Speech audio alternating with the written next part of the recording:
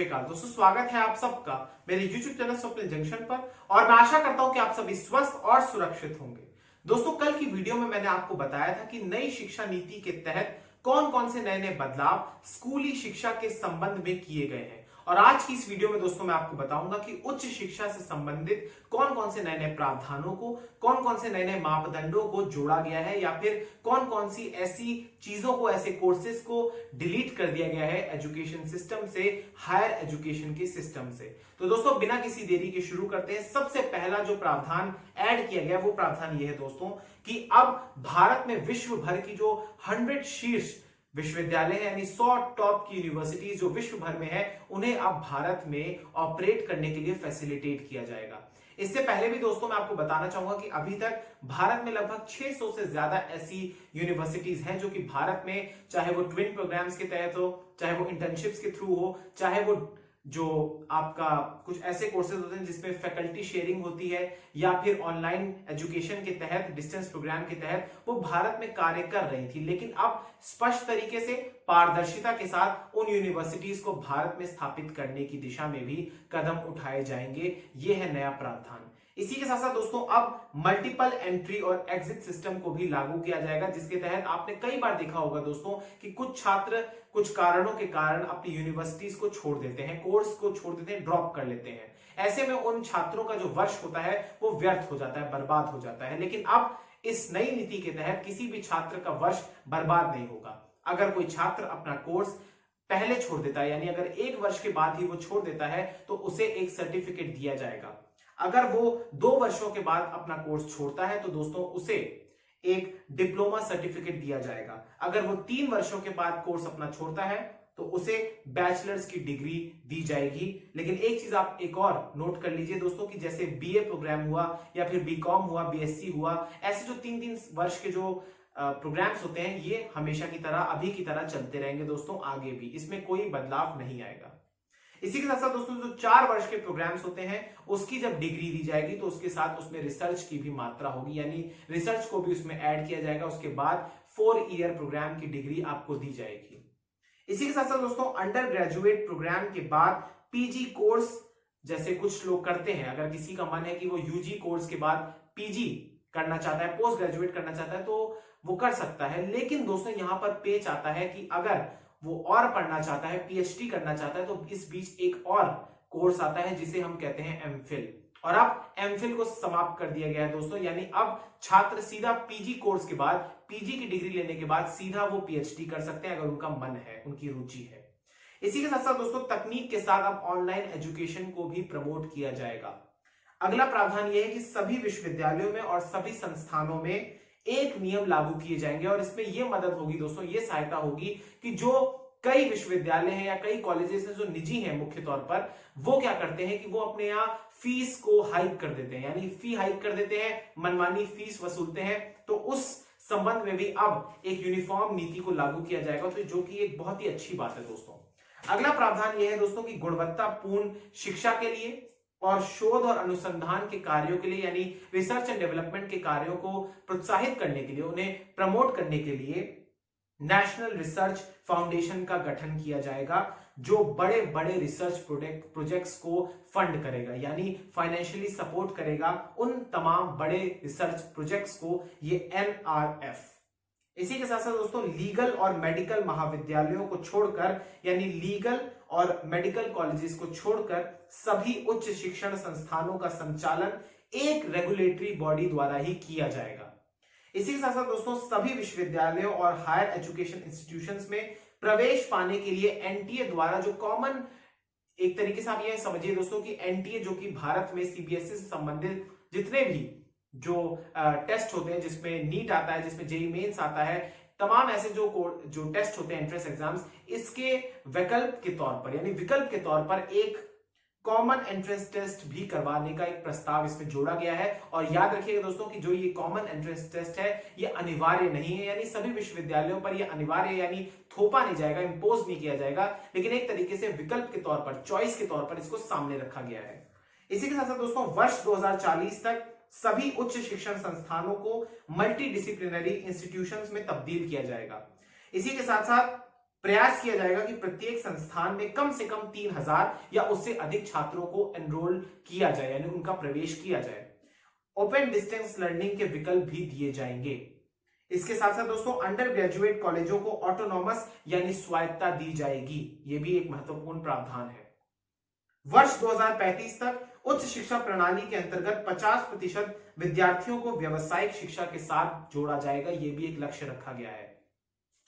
इसके अलावा दोस्तों मैं आपको एक चीज और बताना चाहूंगा कि बीएड का जो कोर्स होता है, जो कि अब 4 वर्ष का होगा और वर्ष 2030 तक या वर्ष 2030 से दोस्तों माफ कीजिएगा 4 वर्ष की बीएड डिग्री शिक्षक बनने की न्यूनतम योग्यता होगी। इसी के साथ साथ सभी मानकों की समीक्षा और संशोधन भी प्रत्येक 10 वर्षों में किया जाएगा। प्रक्रियाओं को पारदर्शी किया जाएगा और प्रमोशंस योग्यता पर आधारित किए जाएंगे। यूजीसी, एनसीटीई, एआईसीटीई जैसी संस्थाओं को अब समाप्त कर दिया जाएगा दोस्तों, यानी इन सब का विलय कर दिया जाएगा और एक रेगुलेटरी बॉडी का गठन किया जाएगा। यानी यूजीसी, एनसीटीई, एआईसीटीई ये तमाम ऐसी संस्थाएं जो कि खुली हुई हैं, जो कि अलग अलग विश्वविद्यालयों से संबंध रखती हैं, और इन सबको अब समाप्त कर दिया जाएगा और इसके तहत एक ही रेगुलेटरी बॉडी का गठन किया जाएगा, उसको स्थापित किया जाएगा। इसी के साथ साथ दोस्तों उच्च शिक्षा के पाठ्यक्रम में कृषि, कानूनी, तकनीकी और चिकित्सा शिक्षा को भी शामिल किया जाएगा। नेशनल स्कॉलरशिप पोर्टल को भी बनाया जाएगा। दोस्तों ये वो कुछ तमाम ऐसे प्रावधान है जो किए गए हैं, जिसके तहत मैं आपको बताना चाहूंगा कि दोस्तों ये ब्रॉड बेस्ड है, इसमें फ्लेक्सिबल लर्निंग है, पाठ्यक्रमों को और लचीला बनाया गया है, मल्टी डिसिप्लिनरी और हॉलिस्टिक अप्रोच के साथ इसमें पढ़ाया जाएगा। तमाम ऐसे यूनिवर्सिटीज हो या शिक्षण संस्थान हो जो कि मनमानी करते थे, उन पर भी रोक लगेगी। इसी के साथ साथ दोस्तों जो हर तबके के, हर वर्ग के जो लोग हैं उनको भी विशेष प्रावधान उनके लिए भी किए गए, ताकि हर तबके के जो छात्र हैं जिनकी आयु 18 से 24 वर्षों के बीच है वो शिक्षा प्राप्त करें, उच्च शिक्षा प्राप्त करें। इसी के साथ साथ दोस्तों आपको मैं एक चीज और बताना चाहूंगा कि ये तो सारे वो तमाम प्रावधान हो गए, लेकिन कुछ आंकड़ों के साथ आपको मैं दोस्तों जोड़ना चाहूंगा, वो आंकड़े बड़ी महत्वपूर्ण है। सबसे पहले दोस्तों मैं आपको बताना चाहूंगा कि वित्तीय वर्ष 2020-21 में उच्च शिक्षा के लिए कितनी धनराशि को आवंटित किया गया। तो ये धनराशि है जो नेशनल बजट की बात कर रहा हूं दोस्तों मैं। मोदी सरकार ने वर्ष 2020-21 के वित्तीय वर्ष में 39,466 करोड़ रुपए की राशि को आवंटित किया गया है हायर एजुकेशन की स्टडीज के लिए। इसी के साथ साथ दोस्तों मार्च 2019 तक की मैं एक रिपोर्ट का जिक्र यहां पे करूंगा, जिसके तहत भारत में जो सेंट्रल यूनिवर्सिटीज है उनकी संख्या 48 है, स्टेट यूनिवर्सिटीज की संख्या 399 है, डीम्ड यूनिवर्सिटीज की संख्या 126 है, प्राइवेट यूनिवर्सिटीज की संख्या 334 है, और कुल मिलाकर अगर आप इनको ऐड करेंगे तो लगभग 907 यूनिवर्सिटीज भारत में ऑपरेट कर रही हैं। इसी के साथ साथ दोस्तों क्यूएस इंडिया यूनिवर्सिटी रैंकिंग के अनुसार अगर हम जाएं तो शीर्ष जो 10 यूनिवर्सिटीज हैं भारत में वो कौन कौन सी, उनके बारे में भी आपको बताता हूं। वो यूनिवर्सिटीज हैं आईआईटी बॉम्बे, फिर आती है IISc Bengaluru, IIT Delhi, IIT Chennai, IIT Kharagpur, IIT Kanpur, Delhi university, university of Hyderabad, IIT Roorkee और आईआईटी गुवाहाटी। ये वो शीर्ष 10 विश्वविद्यालय हैं जो कि भारत में क्यूएस इंडिया यूनिवर्सिटी के तहत इनको रैंक किया गया है। इसी के साथ साथ दोस्तों आज की डेट में 3,74,00,000 से ज्यादा स्टूडेंट्स ऐसे हैं जो कि एनरोल्ड हैं भारत के 51,649 इंस्टीट्यूशंस में। इतनी बड़ी संख्या में दोस्तों जो छात्र हैं वो उच्च शिक्षा प्राप्त कर रहे हैं। इसी के साथ साथ दोस्तों इनका GER जो है वो है 26.3 का। मिनिस्ट्री ऑफ एजुकेशन की रिपोर्ट जो कि 2018-19 में आई थी दोस्तों, उसके तहत मैं आपको एक आंकड़ा बताना चाहूंगा कि प्रत्येक वर्ष 91 लाख स्टूडेंट्स ग्रेजुएट करते हैं इस देश के भीतर। तो नए ग्रेजुएट्स की संख्या जो प्रतिवर्ष आती है ये 2018-19 की रिपोर्ट के अनुसार है, यानी 91 लाख स्टूडेंट्स नए हर वर्ष ऐड हो जाते हैं जो ग्रेजुएट करते हैं।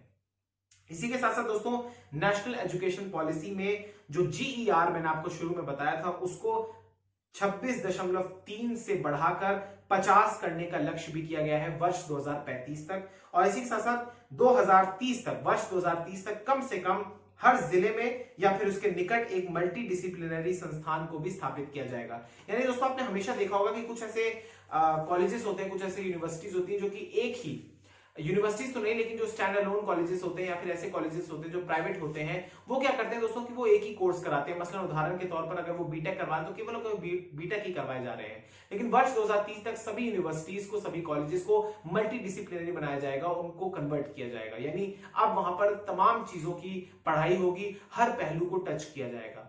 इसी के साथ साथ दोस्तों मैं आपको बताना चाहूंगा कि आज 40,000, या आज की मैं बात कर रहा हूं, यानी वो जो पहली रिपोर्ट मैंने आपको ग्रेजुएट वाली बताई थी वो वर्ष 2018 से 19 के बीच थी, लेकिन वर्तमान में दोस्तों 40,800 से अधिक पीएचडी होल्डर्स इस देश में हर वर्ष निकलते हैं नए।